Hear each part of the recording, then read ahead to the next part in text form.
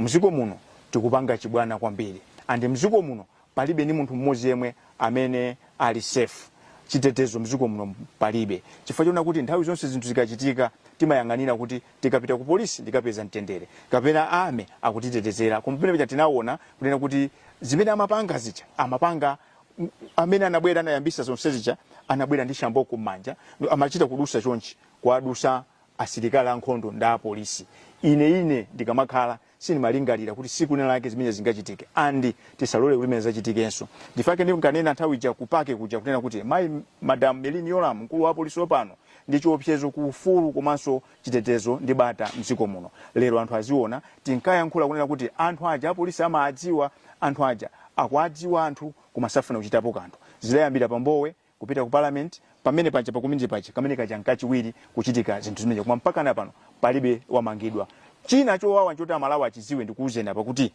anthu ena amene maona atavala uniform pamene yangata polisi si ya polisi anatenga panopa kukhala zionesero zabata ndi mtendere pa anthu 10 ena aliwonse amene maona atavala uniform ya polisi amakhala kuti 6 si ya polisi kusonyeza kuti lelolo zovala zimene zimeneka kuti ziteteza lelolo sunga zikhulupire umboni wa zimene mukukamba zokuti 10 si ya polisi 6 umboni ulipo china sinomvesa chisono chonena kuti anthu ena amene amatenga zikwanje aja nga polisinso chimene chochitira kuti inu ndine tichite manyazi kuti dziko litayang'anirira zinthu zopusa kwa nthawi yayitali siku linali ine koma pamawa azakhala ndani chifukwa pensa fika pano akhoza kugwirizana kuti tiyeni kwa nduna yakuti akhoza kupita kumene uchi tiyeni tipite kwakuti akhoza kupanga zimene so ngati Malawi zimene zachitika zija tanika tizuke tivale zilimbe titeteze ufulu wa demokrasi sizoona kunena kuti zovala za polisi azikavala zingandanga sizoona noma kuti pamene pachapo pazikabwera galimoto apolisi adolemba ndi mfuti asilikali akasinjali pamene pachapo ikabwere galimoto ya anthu ambanda nkumayiyanganirira ndikuyilola kunyamuka kumapita sizoona zimenezo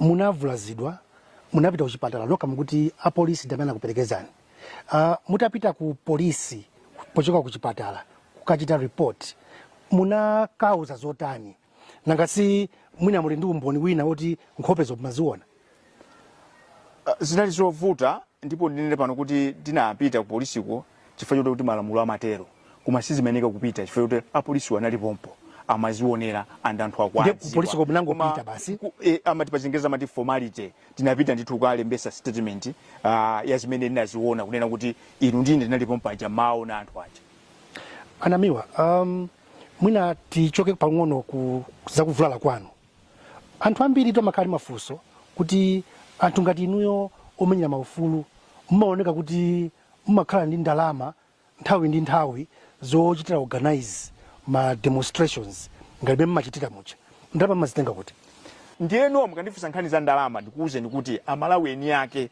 amene amakondwera ndi ntchito imene timagwira amasonkha pang'ono ndikumagwirira ntchito ichi kumabungwe yomwe siyaboma kumene tikuchokera ku civil society kuna kulikonse we are more or less like beggars chifukwa chani ndalama kuti mupite organization iyo samata talemba proposal yo ndi begging ndalama zimabwera za anthu akufuna kwabwino these people amene alopanga na attack nkhope zawo their faces were all over you are saying the police haven't acted kufika lero inuyo ngati omenyera ufulu have you tried to make any follow up kulondoloza kuti mwina chinenge chichitike na chilungamo chioneke nangasi zinakuchitika inuyo amene muli one of the activists mwachitapo zotani kuti justice has to prevail now kuyankha funso lanu kuti anthu amene achankhope kuti kuzidziwa ife ndi civil society ife si amerisha ndiyeno timalemekeza malamulo amanena kuti polisi ilipo kuonesesa kuti katundu ndi miyoyo ya Malawi zatetezeka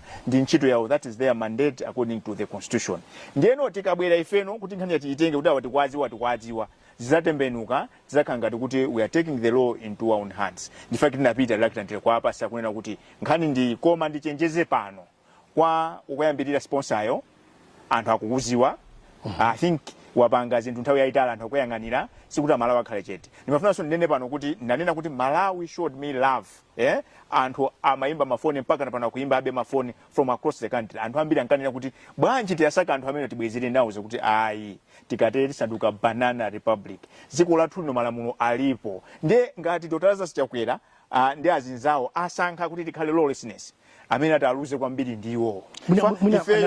Mwina tsachira kwambiri maina. Ngasi umboni. No, is the one in charge. The back stops at Dr. Lazarus Chakwera. I mean, yusunga kambi chine chiyose nziko muno osachua Dr. Lazarus Chakwera. Because he is the one in charge. Is in fact the commander in chief of all armed forces in Malawi. So whatever happens, singakanike kwachula. He is the one tinamvotera kuti ukayangana. In fact, anatenga oath of office. Kunena kuti ndikapita mene ndikalemekeza constitution.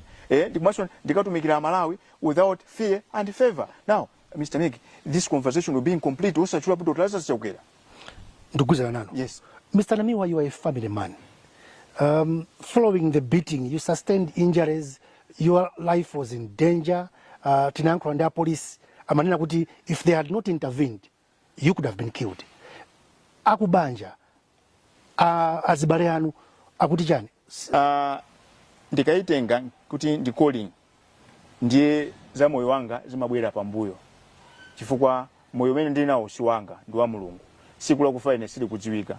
Ndinene pano kuti siku Amalawi kumafa akumakaikidwa. Siku tonse makasukulira mademo. Lero ndinena pano ameke kuti tifufuze. Timva kuti uko kwa mwalira wakuti, uko kwa mwalira wakuti, anthu ena MCP amamwalira, anthu ena aboma akumwalira. Sikuti akumwalira kuti akulimbana ndi boma atu ya. Kusoja kuti niyo simukuopa kumwalira. I'm not shaken. I stand strong as the Northern Star. I cannot be shaken. Ineyo si munthu ona kuti ndikaime kuti ndizi akanakha kuti munthu kuti matekeseka ntchito imene taisiya. This is not for the faint hearted. Indeed. So ndimangothokoza kuti family imakhala nane and ndinawuza kunena kuti kaya ndizipanga za ma demonstrations ka activism ndisiya siku nalake lizafika ndithu ndizakalowa manda anthu muzanyamuka muzapita ku mafisi temati kutani mukawoloka mafisi uja mukandiyika andinachita kupempha kuti muzandiyike kumbali uko palipenda pake pali chulo nasankha malo amene chifukwa ine ndikupita kuti akamaza werenga mitimbira ya zisiru mtumbira wanga azudumpha ine I'm not stupid, I'm not a fool. So ndifake anthu akamapanga zawo zopepera ndimazisiya izi ndikumbutsa wina wakana anena kuti there are three forces that rule the world: stupidity, fear and greed. Tingofuna kuti panopa inu ndine tingoyamba kuzipasa gawo kuti kodi ine ndili gawo liti. So ndimathokoza kuti ku family amandipempherera amandipanga encourage amandipanga support fa ntchito imene ijayo utakhala kuti udi ndinkazo tisakupanga support sizingatheke. Atakhala kuti ntchito imene ija apunguza kusakupanga support sizingatheke. Utakhala ntchito kuti makolo ako asakupanga support sizingatheke. So ndimathokoza kwambiri koma ineyo nimaitenga kuti uwo ndi utumiki umene Mulungu anandikonzera mapadera kuti Anamiwa ntchito imene muzagwire ndi mwayankhulire Amalawi. Choncho ineyo ndilibese pa za moyo wanga ndilibese pa ntchito imene ilipo ntchito imene ndizayigwira ngakhale akanakhala kuti anandiphera pamene paja ndikuganiza kuti pakanazukanso Anamiwa ena 1000 amene akanagwira ntchito kuipitiriza and zimene zinachitika pamene pajapo zapanga inspire and motivate Amalawi ambiri komanso zapereka umboni fa tinkanena kuti these are the guys that have a strong detest in their DNA for democracy. Anthu awo akana democracy awawo kena kana zabwera nkuza anamiza Malawi kuti tasintha lero ndi amene aja akumapanga zimene zija masana nanga utakhala usiku.